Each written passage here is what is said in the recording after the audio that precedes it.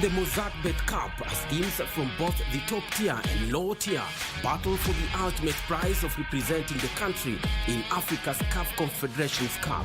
Catch all the action live and exclusive on KBC Channel 1, beginning with a round of 16 matches, the quarter-final, semi-final and the final.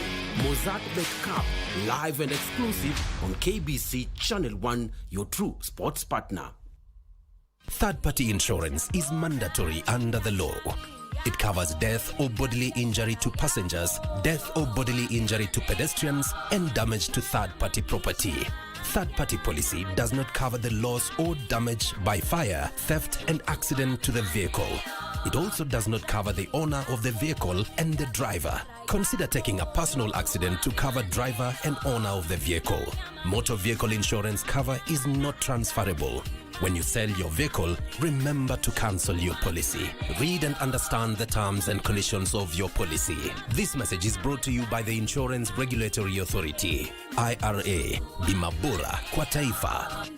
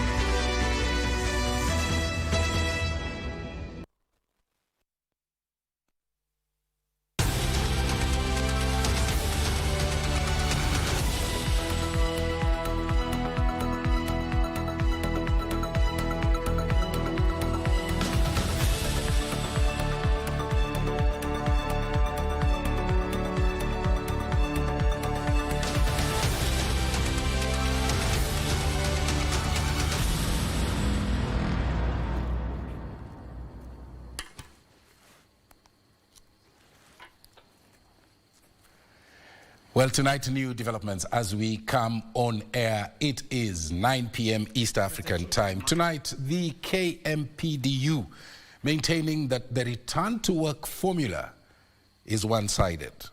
Plus, later on in the business segment, Cabinet Secretary Simon Chelugui wants Cusco dismissed. We will tell you why. But first things first, let's look at a summary of our top stories tonight.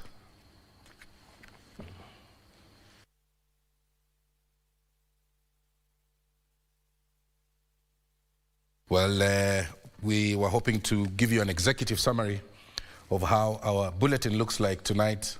40,000 flood victims in Nairobi to receive 10,000 Kenyan shillings monthly from the national government. That's a positive development there. Of course, the anti-corruption court also ordering EACC to preserve 62 million shillings that was retrieved from the residence of former Cabinet Secretary, Treasury Ukuru Yatani's nephew. And later on, members of Parliament to hold a special sitting next week, 7 days from today, over that matter that is in the lips of many people, Agriculture CS Mithika Linturi's impeachment report. Our sign language interpreter tonight is Anne Wangeshi, our socials. If you want to talk to us on those virtual platforms, engage with us at KBC Channel 1. Let's open this coverage with our lead story, of course, around the flood question. The government is tonight now promising to support all the families that have been affected by floods in various parts of the country. Speaking when he visited flood victims in Mathare and Kiamaiko areas here in Nairobi, Kenya, President Ruto said that over 40,000 families will each receive 10,000 shillings for the next 3 months as government seeks alternatives on how flood victims can be relocated to safer grounds. President Ruto on Monday visited flood victims in Kiamaiko and Mathare areas in Nairobi County to evaluate the flood situation in the area. Wananchi wakihamishwa vile wanahamishwa hapa, walikuwa wanapelekwa mahali ambapo hawajui. na niliwatangazia hakuna mwananchi tena atahamishwa kiholela. Tutakuwa na mpango. Mwananchi kama anaondoka hapa, tunajua anaenda kukula nini, tunajua anaenda wapi, na tutapanga vile ataishi. President Ruto said over 40,000 families will each receive 10,000 shillings for the next 3 months. The head of state added that the government will also prioritize them in the affordable housing projects. Kupitia hiyo mpango ya affordable housing, hiyo hazina ambayo tumeanzisha sasa hapa Kiamaiko, hawa watu wametoka hapa. Wiki hii tunatangaza kandarasi ya kujenga nyumba 5,000 ambayo itafaidi watu ambao wametoka hapa, wao wataenda kuishi kule. He also announced the government's commitment to setting aside 1 billion shillings for the reconstruction and repairs of schools affected by floods. Tuhakikishe ya kwamba kila mtoto wa Nairobi na kila mtoto wa sehemu zingine za Kenya wanarudi shuleni pale tutakapofungua shule, wapate shule yao iko sawasawa, ndio mtoto wa Kenya asikose mahali ya kusoma. President Ruto at the same time lauded Kenyans for heeding the government's directives by relocating from riparian lands, urging them to take advantage of the ongoing rains and planting more trees. For Prime Edition, I'm Alvin Counder. Let's stay with the floods now. Government has released guidelines to institutions, entities, and development partners as well wishers on how to offer support to families affected by floods. Speaking in Karen, Deputy President Rigathi Gachagua said that the move will help to ensure the humanitarian assistance is offered to the vulnerable populations and not limited to only one area. Timothy Kipnusu puts that story in perspective. Speaking when he chaired the Intergovernmental Budget and Economic Council at his official residence in Karen, Deputy President Rigathi Gachagua said the government has now adopted new protocols of offering humanitarian assistance to flood victims. This whole of society approach will allow us to respond rapidly and strategically to where the needs are greatest, allow the greatest level of flexibility to deliver timely and effective coordinated assistance to the most vulnerable families and facilitate a more impactful outcome of chosen interventions. He has at the same time ordered the National Treasury to release funds to help the counties affected by floods. We call on counties to dig even deeper and facilitate any additional amounts necessary to save the lives and livelihoods of our people. As of this morning, we have directed the National Treasury to give priority while disbursing funds to those counties that are very affected, and that is already being done. So far, the National Treasury has disbursed 3.85 billion shillings to help deal with flood menace in the country. You never can tell what is adequate because this problem continues increasing with different dimensions. We never anticipated that we could have landslides and or the kind of event that we saw in Mai Mahiu. Interior Cabinet Secretary Professor Kithure Kindiki has in the meantime warned entities or organizations against reporting the deaths as a result of floods, saying the responsibility lies with National Disaster Operations Center.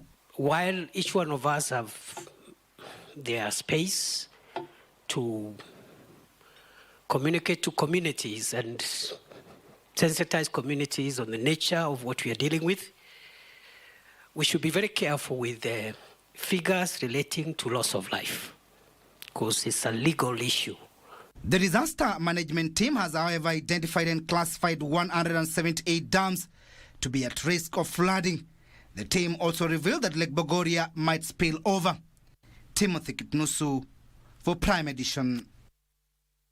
As government establishes those protocols to assist those affected by the floods, the Parliamentary Committees on Budget has given government the green light to use the 10% of the national budget to assist hundreds of victims affected by floods across the country. The ongoing heavy rains that have persisted for days now have so far claimed the lives of around 228 people across the nation. 212,630 others have been displaced by floods. Gladys Mungai reports. A section of MPs who visited victims of Mai Mahiu tragedy have pledged to pass supplementary budget that is needed to assist victims of floods. Addressing the victims in Mai Mahiu, Budget Committee Chairperson Ndindi Nyoro termed the flooding situation a national disaster, which had left tens dead, hundreds displaced, and property worth billions damaged. Na hiyo maneno ikikuja bunge ya ile fedha mumetumia, I want to assure all the government institutions we are going to approve those expenditures as Budget Committee and as Parliament. Tutumie pesa tuangalie wa Kenya. Maswali ya pesa ati ilitumika nini ikuja baadaye.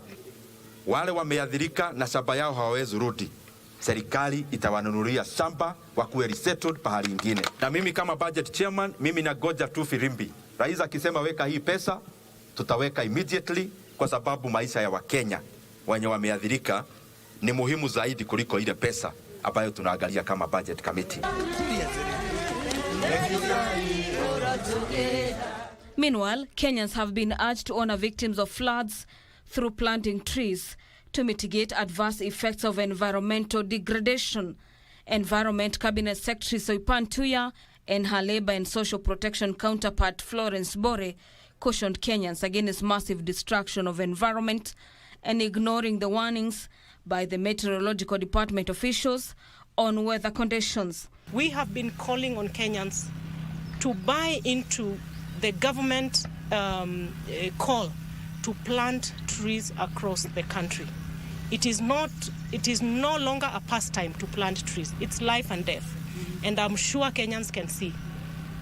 When we say let us plant trees, it is the least we can do, but it will save our lives.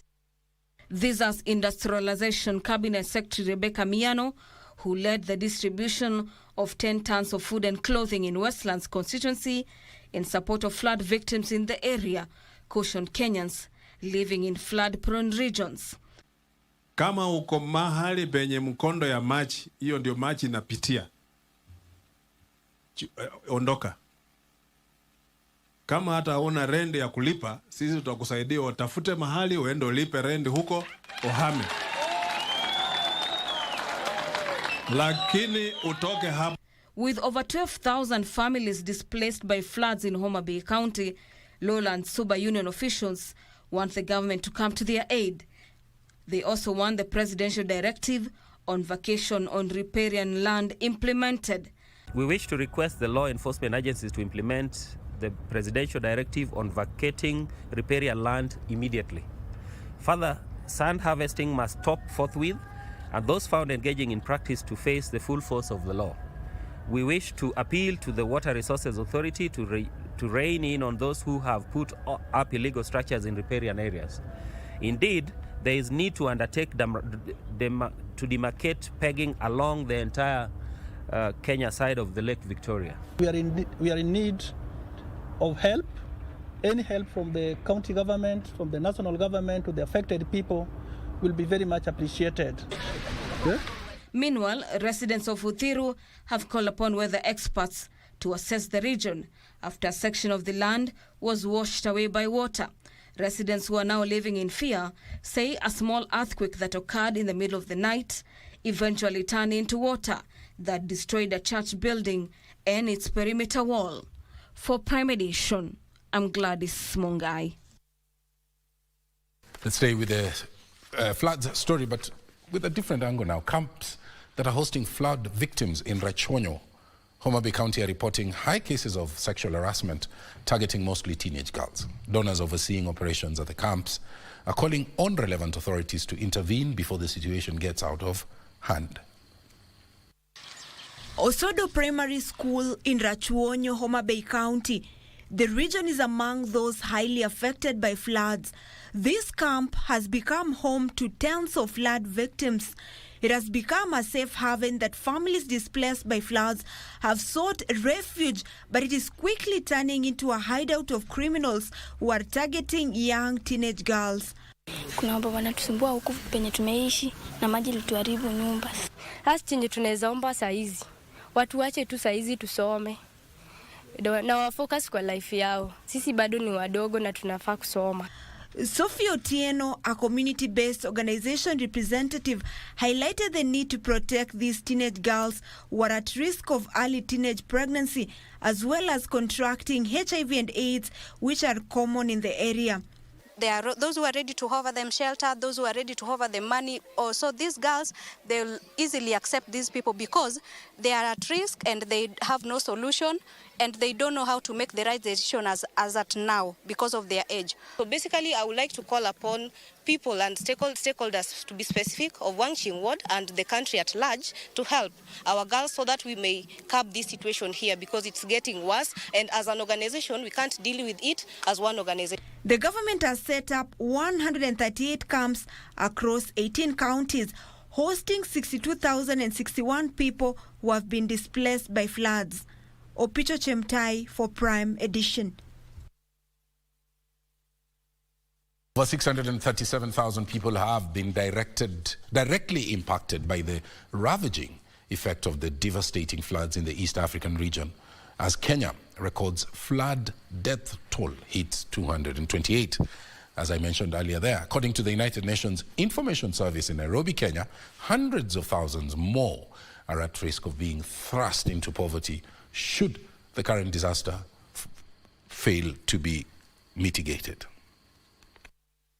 Journalists from over 30 countries have converged in Nairobi for a two-day inaugural Africa Union of Broadcasting Media Summit on climate change under the theme Disaster Risk Reduction and Effective Early Warning Systems. The summit comes at a time when the country has had to contend with the worst flooding experienced in years. And with more rains expected in the coming days in the country, the United Nations Information Service in Nairobi says over 600,000 people in Africa are at a dire risk of climate change-related disasters. Disasters fueled by multiple factors can severely undermine development efforts. If we continue along the current trajectory, an estimated 100 million people could be thrust into poverty due to the impacts of climate change and disasters, according to the World Bank. Meanwhile, the media has been challenged to redesign its reporting strategies to effectively participate in disaster risk reduction. I urge the media to rise to the challenge and serve as a bridge between scientists and the public, providing clear and accurate information to empower individuals and communities to make informed choices. Delegates at the summit are also calling for the equipping and training of journalists with relevant skills to accurately report on matters climate change. The tragic impact of the extreme rainfall across East Africa and the resulting floods these past weeks are a stark reminder of the critical importance of this agenda, because ultimately this is about protecting lives and livelihood. But we should train ourselves so that we can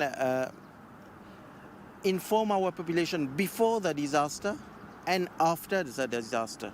The media houses are not resourced sufficiently, whether we are talking about capital resources in terms of the funds they need, the technology they need to go and cover is a problem. My only issue with media is when these disasters strike, how they need to package information more that guide people. You know. For Prime Edition, I'm Joseph Wahungu. That's the story that brings us to our first break. Just a short one, but we're coming back with a second part of this live broadcast.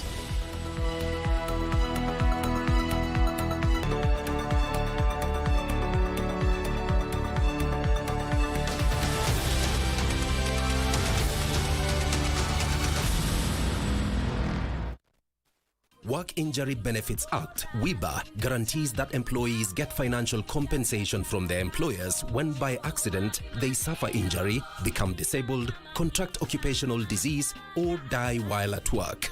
WIBA insurance protects employers from financial liabilities which may arise from their employees' work-related injuries, death, and occupational disease. Read and understand the terms and conditions of your policy. This message is brought to you by the Insurance Regulatory Authority. IRA, Bima Bora kwa Taifa. Shandege. Aviator instant game. Be a daring pilot and earn by how much high you can lift the plane. The higher you fly, the higher your win. The sky is the limit. Mozart Bet. Are you looking for competent college training founded on Christian background? Sensei Institute of Technology is the right place. Welcome to the home of great practical skills where learning is hands-on, the CBC way, and everyone has potential. I'm Silvano Magez Mugisha from Uganda. I'm a student in Sensei Institute of Technology. I've taken several courses in Sensei, which is plant operator, plant mechanics, automotive electronics, and solar installation and CCTV. The reason why I've done all those courses with Sensei, Sensei gives the best practical skills in all fields, and these skills always help us to provide our best to the society. I've had a very good experience with Sensei because the teaching staff of Sensei do not only act like teachers, but they even act like parents. So they have given me a good experience in. Welcome to the 5th Engineering Partnerships Convention. My name is Engineer Margaret Ugai. I'm the Registrar and CEO of Engineers Board of Kenya. Our theme for the convention this year is Engineering at 60. We'll be looking forward to discussing where we've come from as a country over the last 60 years, the contributions that engineers have made towards the development of this country, and resetting ourselves to the future to embrace technology so that we can continue to make lives for Kenyans better. Karibuni nyote.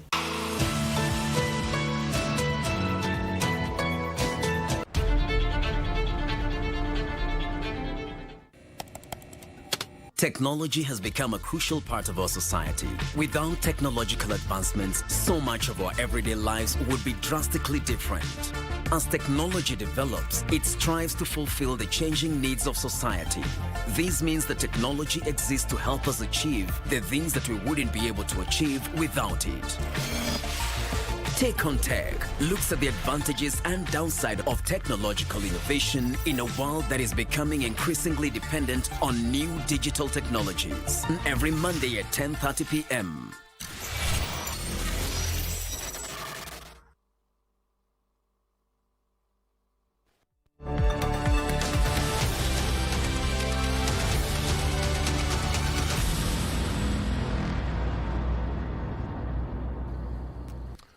Welcome back, our socials at KBC Channel 1.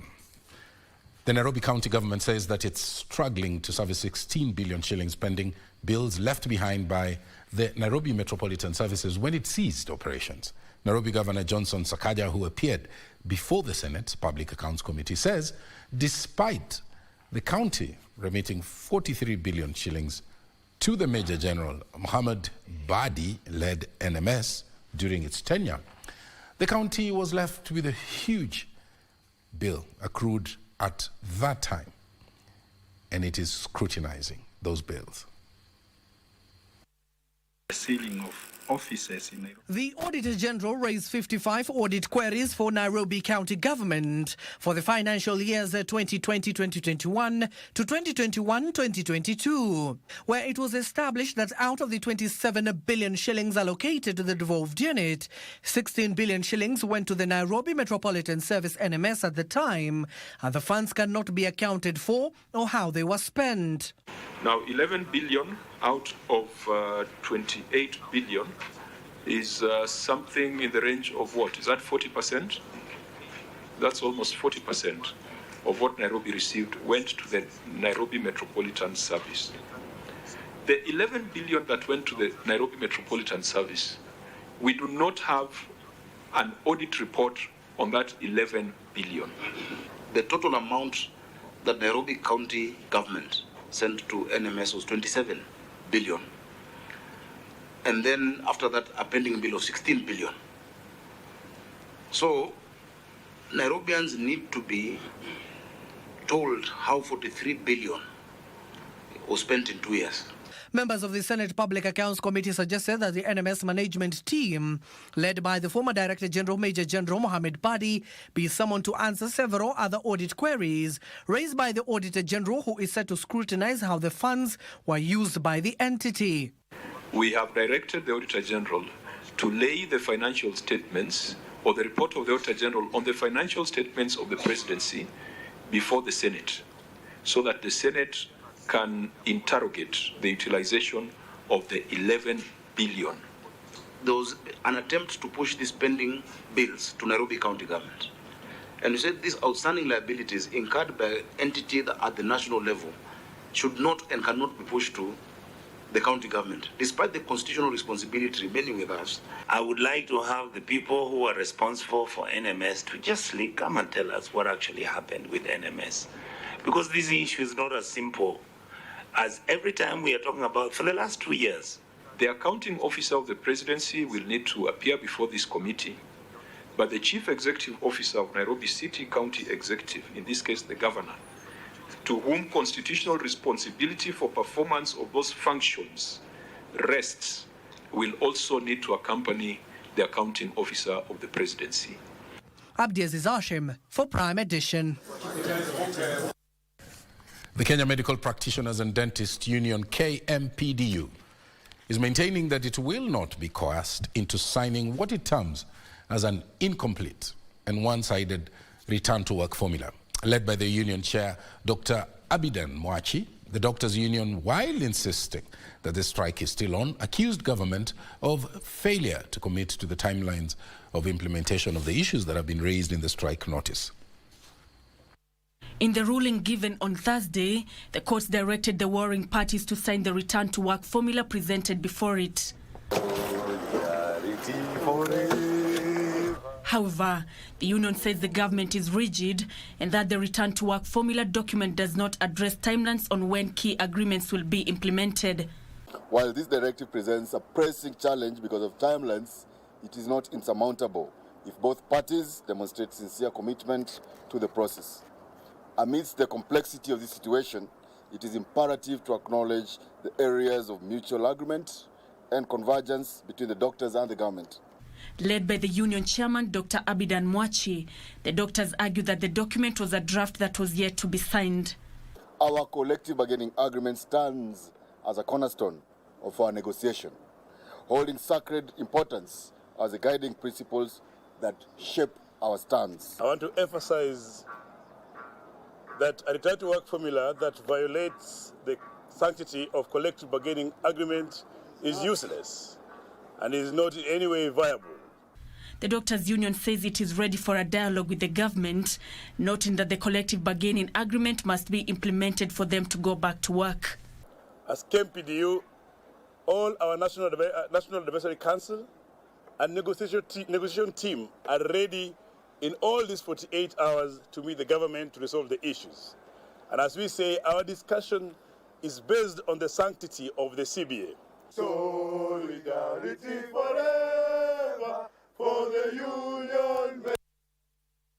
The Kenya Women Teachers Association has raised concern over the issue of mental instability among the teachers, which they say is affecting the quality of education in schools. For this and more in the county's news roundup, here are those stories. According to Kewota CEO Benta Opande, financial, family and work environment are among the factors causing the mental issues.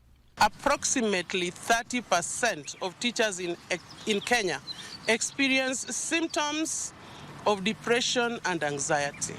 These numbers underscore the severity of the problem and the pressing need for comprehensive support systems because mental health challenges among teachers have a significant negative influence or effect on the educational outcome at large. Meanwhile, the government is continuously monitoring financial inflows to protect the nation from money laundering and terrorism financing. Prime Cabinet Secretary and Cabinet Secretary for Foreign and Diaspora Affairs Musalia Mudavadi said this when he chaired the second quarterly meeting 2024 of the Counter-Terrorism Financing Interministerial Committee in Harambee House, Nairobi. And in Meru and Kirinyaga counties, junior secondary school teachers held peaceful demonstrations to push for a better pay and confirmation by the Teacher Service Commission. 17,000. Is it enough not to humiliate teachers? Yes. So you cannot subject us to anything that is called internship. Internship is for people who have not graduated. Yes. It is for people who are not registered. Yes. The teachers you see here and the teachers countrywide are people who are registered. The TSC cannot register untrained or unqualified teachers. So every teacher who bears a TSC number is qualified. So we are just asking them, can you confirm the interns? And it is not something outside the legal mandate. It's not a conducive environment. At the same time, the Professional of Criminologists Association of Kenya is calling for cooperation between relevant institutions in the fight against crime in the country. Mpaka tukuje pamoja sisi wote tuweze kuaddress ili jambo tunaita criminality. Sasa hivi serikali iko focus sana kwa mambo kama for instance corruption. Finally, the Ministry of Health through the Tobacco Control Board has embarked on a countrywide public participation on the draft graphic health warnings for tobacco products.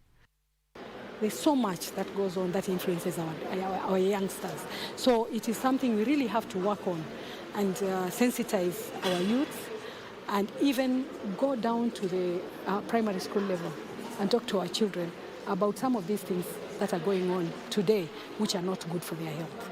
Tilio Marco for Prime Edition. Agriculture Cabinet Secretary Mithika Linturi will know his fate next week on Monday, when the 11-member Select Committee on the National Assembly probing his conduct in relation to the fake fertilizer tables its report. The Speaker of the National Assembly, Moses Wetangula, has notified members of the special seating on the material to deliberate on the report on whether the allegations against the Cabinet Secretary have been substantiated. Nancy Okware with that report. Agriculture and Livestock Cabinet Secretary Mithika Linturi has a date with fate on Monday, the 13th of May, when the Select Committee appointed by the National Assembly to probe his conduct tables its report. The Speaker of the National Assembly has set aside the second Monday of May for a special sit-in pursuant to provisions of Article 152(7)(b) of the Constitution, which states that the Select Committee, within 10 days of establishment, reports to the Assembly whether it finds the allegations against the Cabinet Secretary to be substantiated.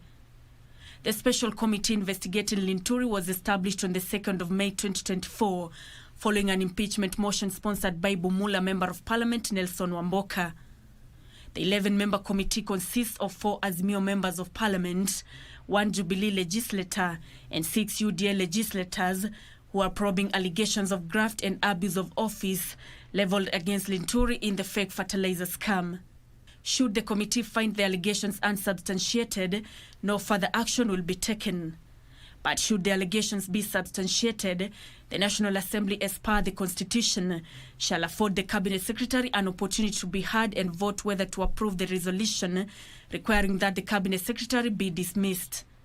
The Speaker will then promptly deliver the resolution to the President, and the President shall dismiss the Cabinet Secretary as per Section 152(10)(b).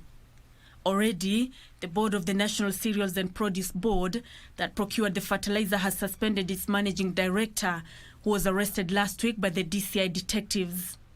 Nancy Okware, Prime Edition. Anti-Corruption Court has issued an order allowing Ethics and Anti-Corruption Commission to preserve 460,000 USD, as an equivalent of 62.1 million Kenyan shillings retrieved from the residence of Ukuri Atani's nephew. Justice Esther Maina said the court is satisfied with the application presented by EACC to freeze the said money pending investigations. Elsewhere, a man posing as an engineer from Kiambu will remain in custody for 30 days pending investigations into a fraud case where he has been implicated. Details in the Scales of Justice segment. The High Court has given EACC the go-ahead to freeze 62.1 million shillings for a period of 6 months.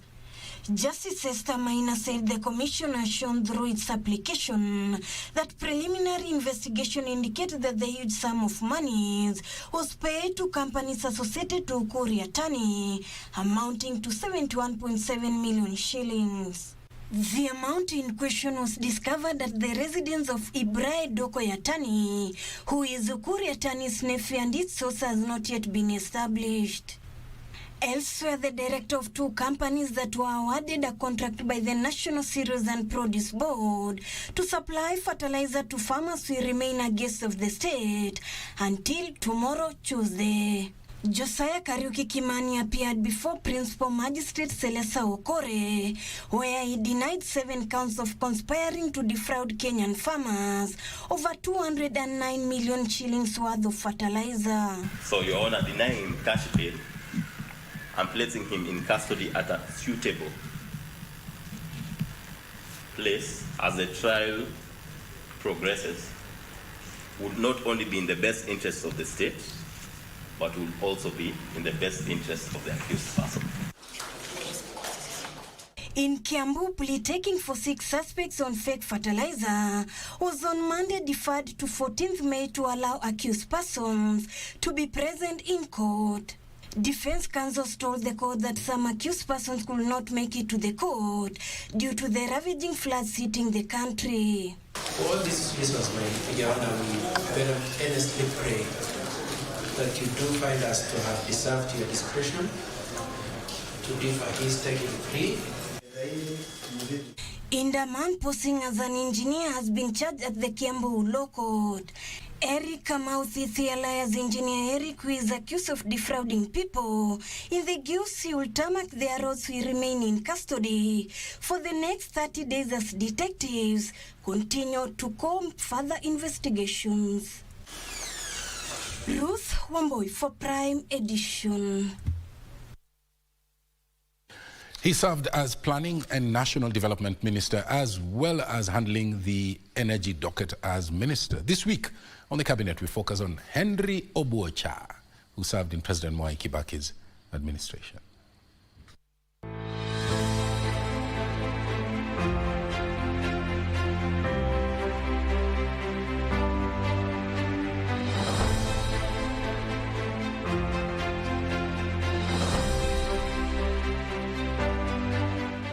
Born in 1949, Henry Obwocha attended Kiangu Pag Primary School in Nyamira from 1957 to 1964 before proceeding to Kisii High School from 1965 to 1968 for his O-levels. He completed his A-levels at the same school in 1970.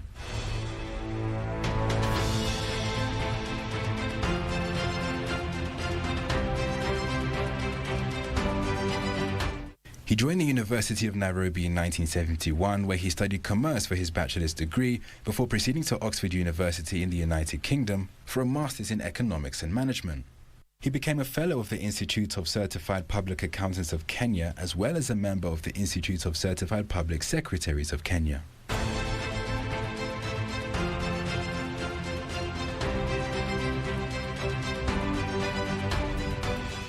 From 1974 to 1992, Obwocha worked with the Parliamentary Board of Kenya in various positions in the accounts department, rising to the position of chief accountant. In 1988, he founded Obwocha & Associates, an auditing firm.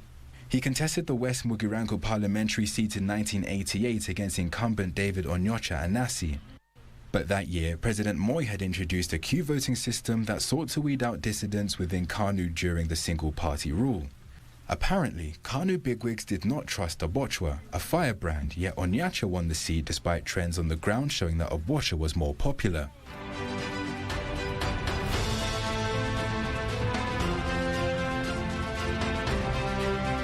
But with the reintroduction of multi-party politics, he joined the opposition Ford Kenya ahead of the elections in 1992 and won the West Mugirango seat. On joining Parliament, he became one of the most outspoken debaters who kept the government side on its toes. In 1997, he retained his seat on the Ford Kenya ticket, but in 2002, he moved to Ford People, the party that was dominant in the Kisii region, and won. He was appointed Minister of Planning and National Development from 2006 to 2008.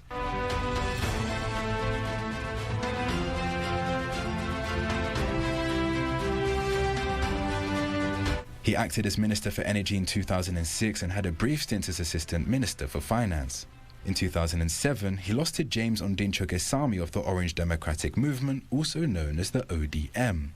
Even after he lost his seat and failed in his subsequent attempt to clinch the Nyamira senatorial seat in 2013, the Forward People Nation chairman remained active politically, aligning himself to the government of the day.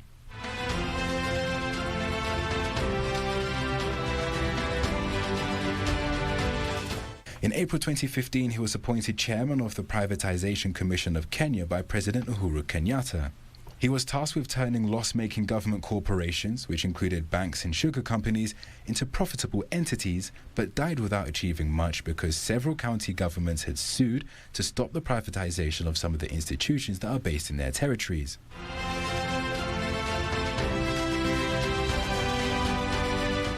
Obwocha is one of the founding members of KCA University, formerly known as the Kenya College of Accountancy.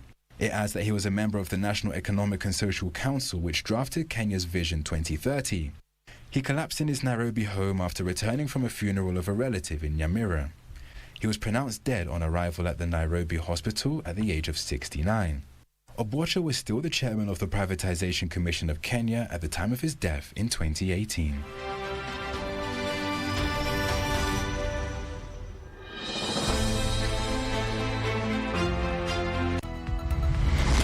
Next, we tell you why the Cooperative CS wants the entire board of directors of the Kenya Union of Savings and Credit Union, KUSCO, dismissed. In sports, former half-marathon record holders emerged victorious in the 44th edition of Kenya Defence Forces Athletic Championships.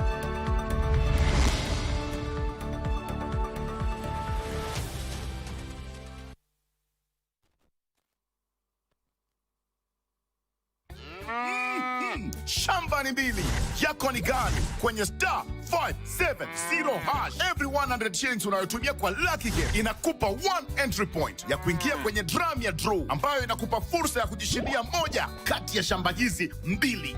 Mwisho wa April namtangaza mshindi wa shamba hili la 1.1 million Kenyan shillings na unapata title deed yako safi. Na mwisho wa Mei namtangaza mshindi wa shamba hili la 1.1 million Kenyan shillings, lori za mawe na mchanga. Ploti ndizo hizi, dial star 570 hash. Title deed ndio hii, vuka na shake.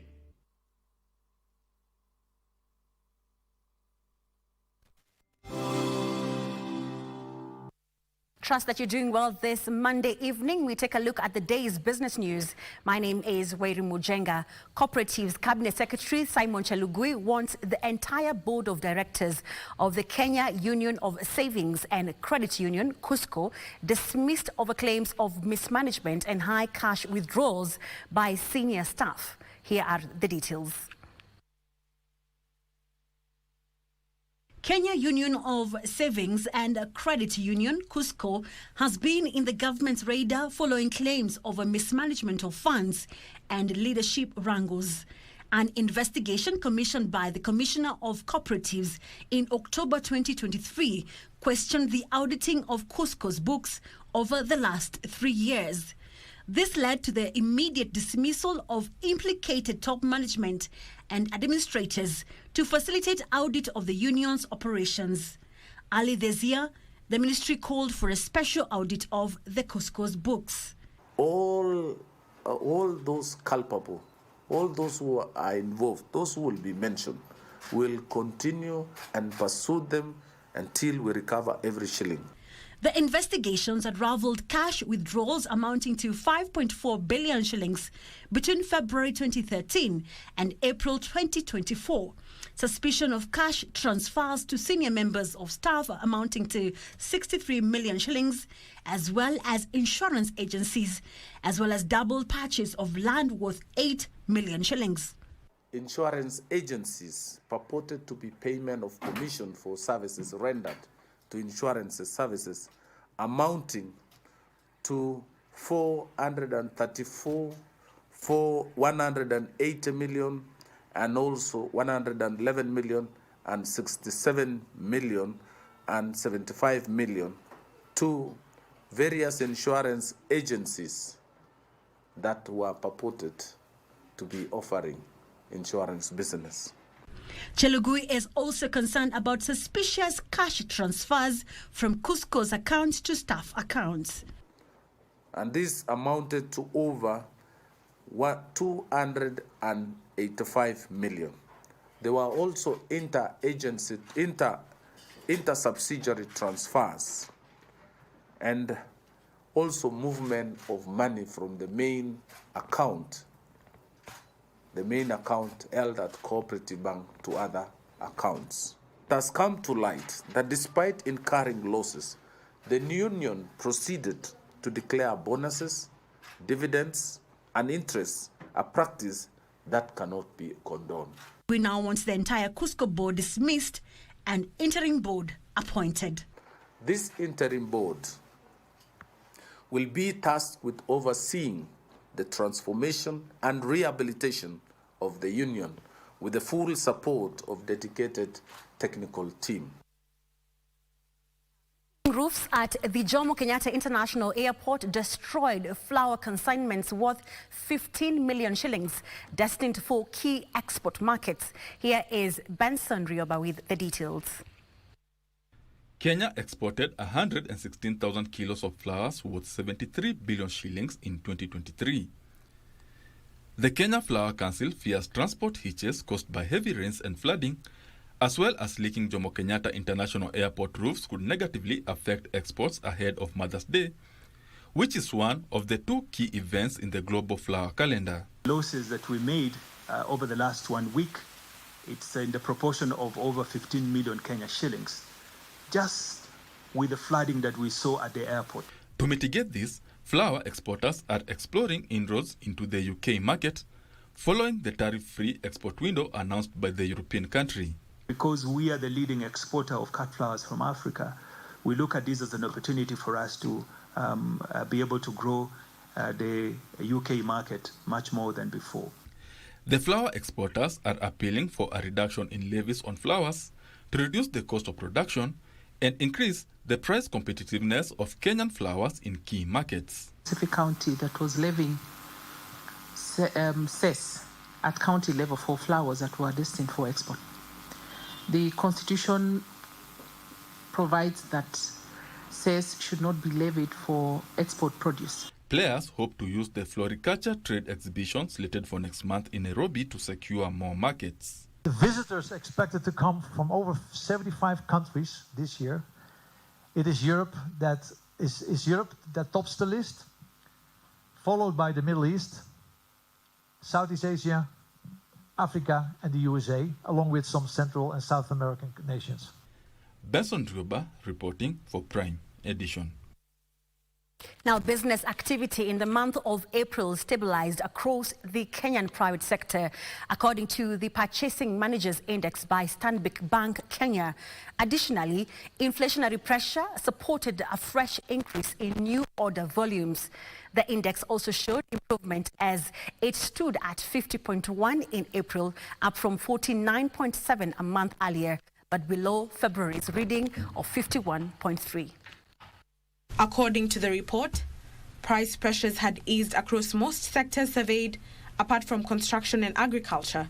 However, wage pressures remained on the higher side as companies continued to hire staff and increase inventories as they anticipated improved demand. The index also showed that outstanding business increased slightly for the third time in 4 months. Business owners remained confident with expectations towards output over the next 12 months, continuing to recover from February's record low. Kenya's inflation rate fell for the third month in a row in April to 5.0% year-on-year from 5.7% in March, data from the Kenya National Bureau of Statistics showed. The wholesale and retail sectors posted the biggest decline, with growth forecasts remaining strong among service providers. The rate of expansion remained modest due to slowed growth in the uptake of new work in April. Business owners, however, expressed concerns due to the ongoing floods, noting that the second quarter performance would likely be affected. Ndutamo Kami for Prime Edition. Now, women-led businesses are set to benefit from 725 million shillings funding guarantee from the African Guarantee Fund. The fund has partnered with the Kenya Women Trust Fund to increase access to credit for women. Women entrepreneurs often face challenges accessing credit such as limited collateral and poor credit history. In a bid to accelerate access to credit for women-led businesses, the Africa Guarantee Fund has earmarked 725 million shillings guaranteed to entrepreneurs. AGF Group CEO Jules Gankam says one of the key objectives of the partnership is to provide tailored financial products and services that cater the unique requirements of women-led businesses and enhance financial literacy and business management skills. That's that if you want to achieve the impact that we want, if you want to partner with the institution that are really financing the grassroots, what we tend to call the bottom of the pyramid, we need to have more and more partnership with institutions like KWFT. They're the ones that are really in the rural area who can reach the grassroots and all those institutions that are kind of excluded. Through targeted interventions and innovative financial solutions, the partners aim to create a more inclusive and supportive ecosystem for women in business, paving the way for greater prosperity and empowerment across the region. Partnership is very critical because by giving us a de-risking mechanism of 725 million, then that makes that we are able to actually on-lend to our women clients at lower risk levels. Frederick Muki for Prime Edition. Well, that marks the end of business news tonight, but you can find more stories on our website at kbc.co.ke. My name is Oirimu Jenga. Have a good night. Tomorrow is another day.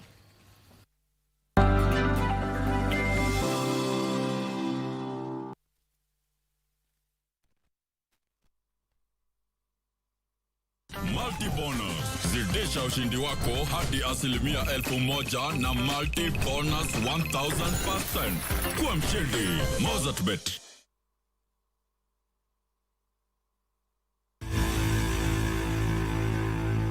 Sports News is brought to you by Mozartbet.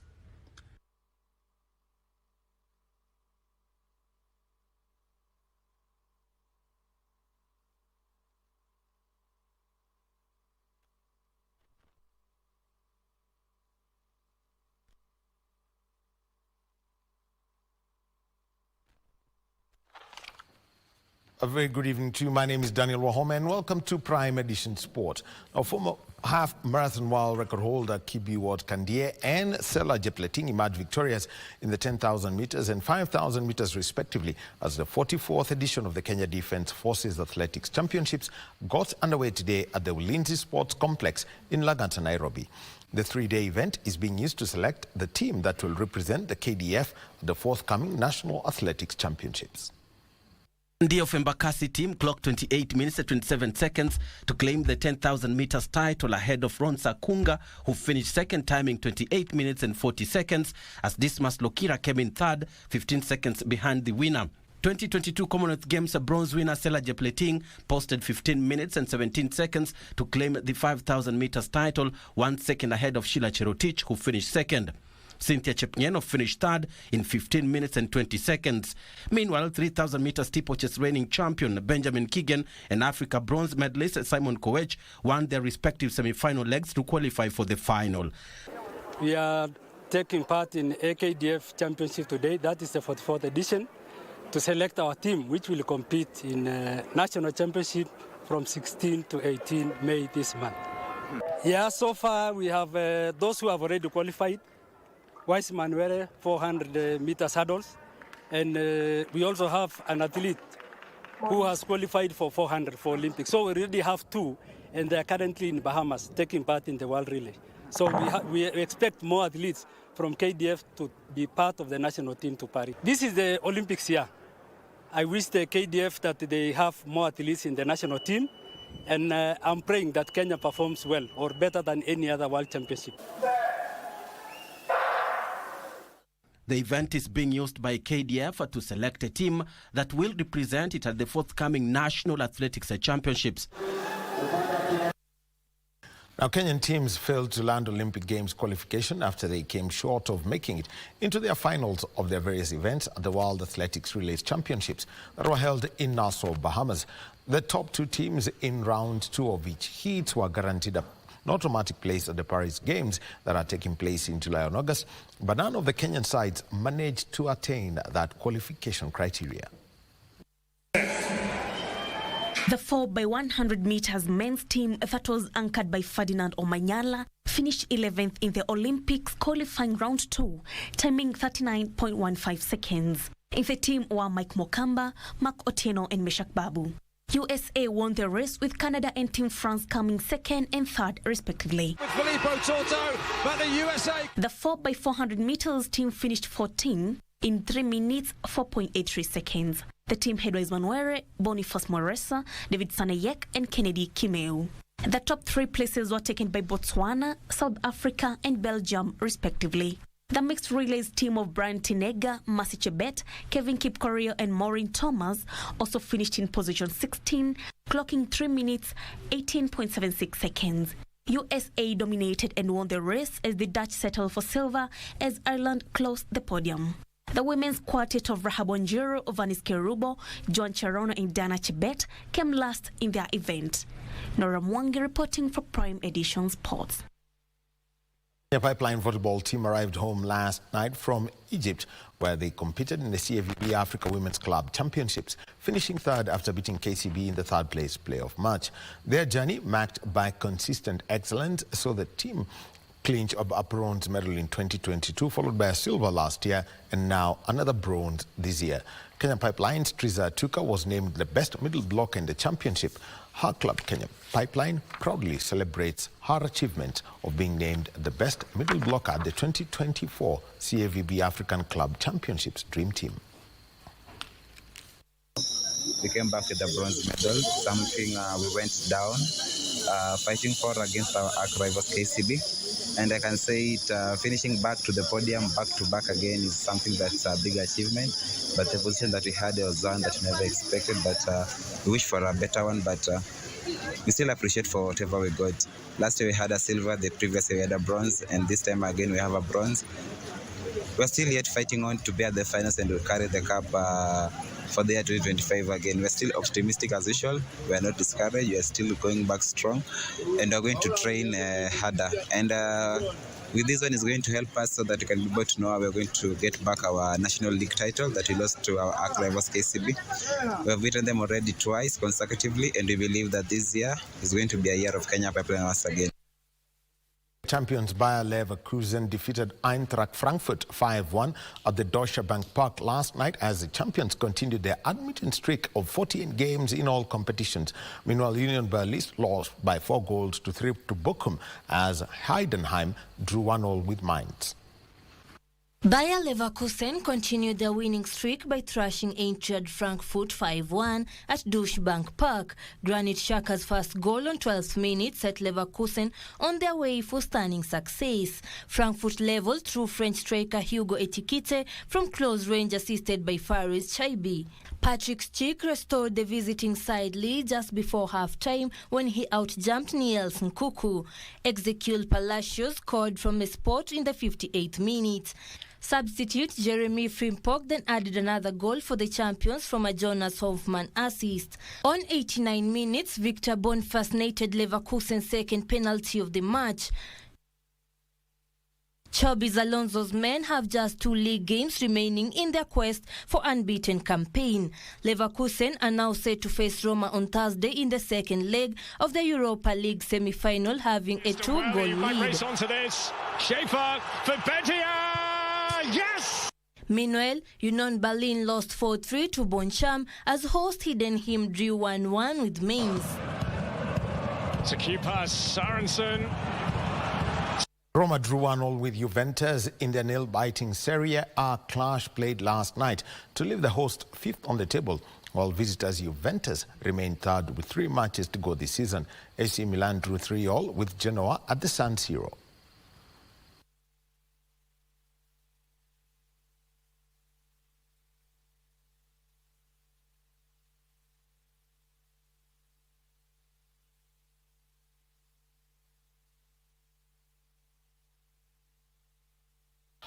So that's the sport for tonight. And remember that 2 matches were washed out yesterday in the FKF Premier League. Nairobi City Stars against Ulinzi Stars, Posta Rangers against Talanta FC. So they're going to be played tomorrow at the Dandora Stadium, and we'll be giving you the report in our bulletins tomorrow night. That's it from me. Back to you, Mboya.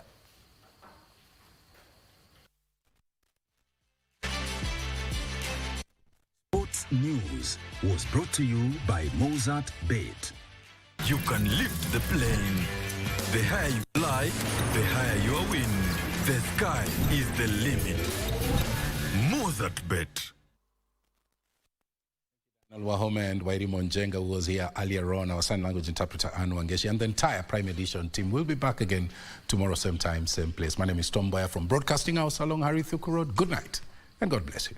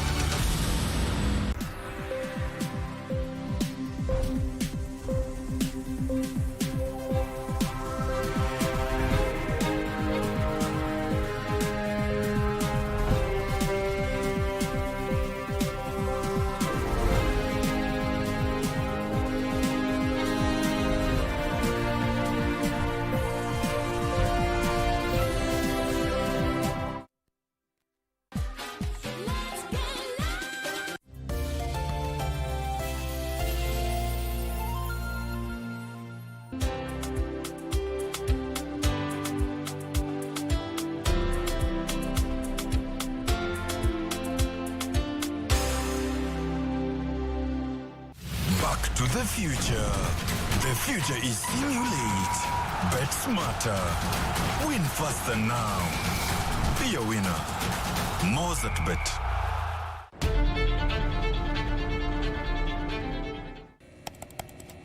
Technology has become a crucial part of our society. Without technological advancements, so much of our everyday lives would be drastically different. As technology develops, it strives to fulfill the changing needs of society. This means that technology exists to help us achieve the things that we wouldn't be able to achieve without it. Take on Tech looks at the advantages and downside of technological innovation in a world that is becoming increasingly dependent on new digital technologies. Every Monday at 10:30 p.m.